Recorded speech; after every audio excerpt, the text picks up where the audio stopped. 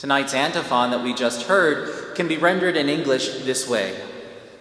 O root of Jesse, who stands as a sign of the people, before whom kings shall shut their mouths, and unto whom the nations shall make supplication.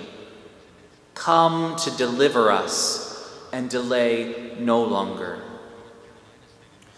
By the time of Jesus, the Davidic kingdom had lost any authority. It had long since come to an end. By Jesus' day, Herod, yes, was king over Jerusalem, but he was a puppet king. The Promised Land was now Roman-occupied territory. Hope seemed to be lost, and the promises of God appeared to be as dead as the tree stump. And yet, tonight's antiphon roots us in the prophecy, in the promise of God that's recounted for us in Isaiah's 11th chapter.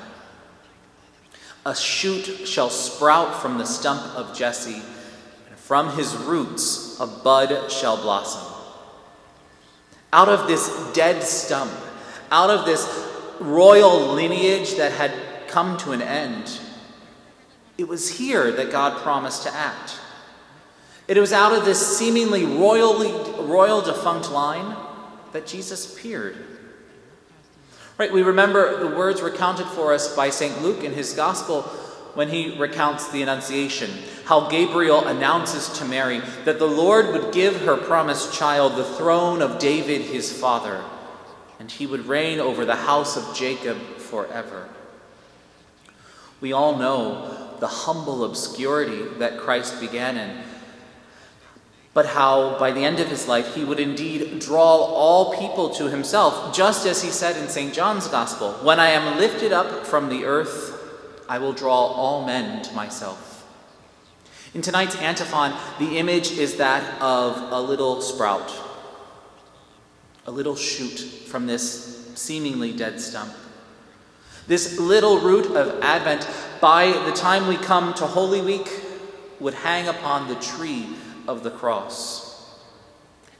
One of the other great pieces of liturgical music associated with Holy Week is the hymn Vexilla Regis, or the Royal Banners.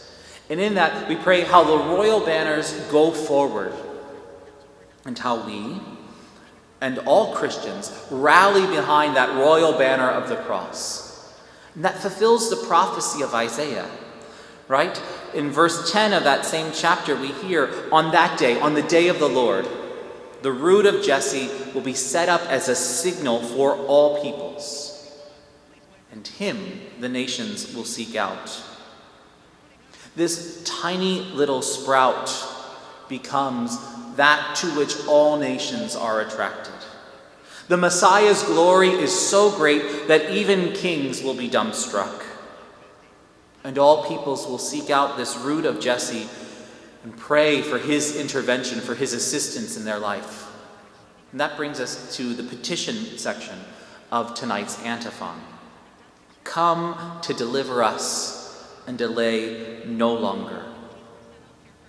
Bring life, in other words, to what seems dead in our lives. I think that might be a good point for us to reflect upon tonight. For us to look at our lives and to sift and sort through in them what appears to be dead in our life, in our hearts, in the world around us.